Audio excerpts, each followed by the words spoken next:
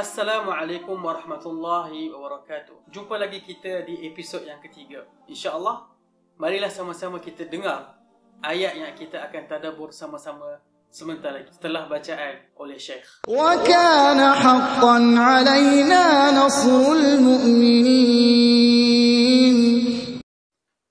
Terjemahannya ialah, dan sememangnya adalah menjadi tanggungjawab kami menolong orang-orang yang beriman. Surah Ar-Rum ayat 47. Penonton yang dikasihi oleh Allah Subhanahu wa taala, ayat ini dengan jelasnya memberitahu bahawa menjadi satu janji Allah Subhanahu wa taala, Allah akan membantu orang-orang yang beriman. Dan bagaimana kita ingin melihat ayat ini dalam isu Palestin? Penonton yang dikasihi oleh Allah Subhanahu wa taala, ramai yang bertanya bagaimanakah umat Islam di Palestin akan menang. Kita daripada awal penjajahan Zionis dan British, kita tidak pernah menang. Kekalahan demi kekalahan demi kekalahan. Penonton yang dikasihi oleh Allah Subhanahu wa taala, menjadi satu kewajipan sebagai seorang yang beriman kepada Allah Subhanahu wa taala untuk beriman segala ayat yang terdapat dalam Al-Quran Al-Karim. Dan dalam Al-Quran ini, bukan ayat yang dibacakan sebentar tadi sahaja. Terdapat banyak lagi ayat-ayat Al-Quran yang lain yang mengatakan ataupun yang memberi jaminan yang pasti pada umat Islam supaya percaya bahawa Allah tetap akan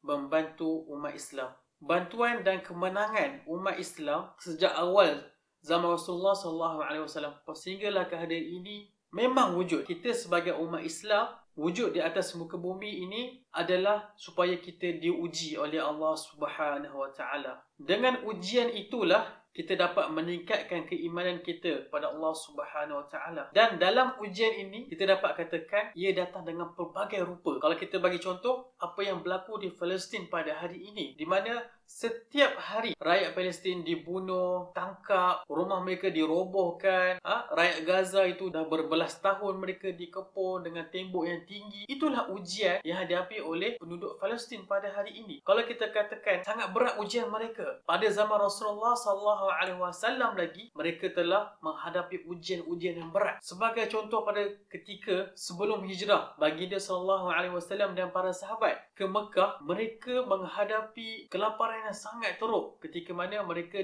dipulau oleh penduduk Quraisy Mekah. Begitu juga ketika mereka berada di Madinah dalam perang Ahzab, di mana mereka dikepung oleh musuh-musuh Islam yang hebat-hebat. Begitu juga selepas itu zaman sahabat, zaman at-tabi'in dan sampailah sekarang. Ujian Allah tidak pernah berhenti. Tetapi dalam ujian Allah ini terdapatnya yang dipanggil kemenangan oleh Allah Subhanahu wa taala pada zaman Rasulullah, di mana baginda SAW memenangi pelbagai peperangan setelah mereka melalui pelbagai ujian yang berat-berat. Begitu juga kita dalam isu Palestin pada hari ini.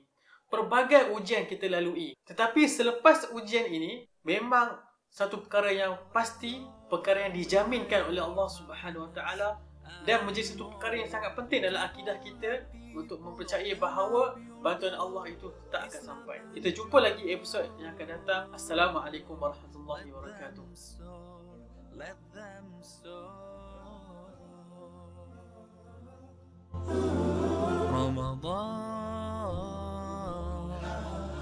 Ramadan,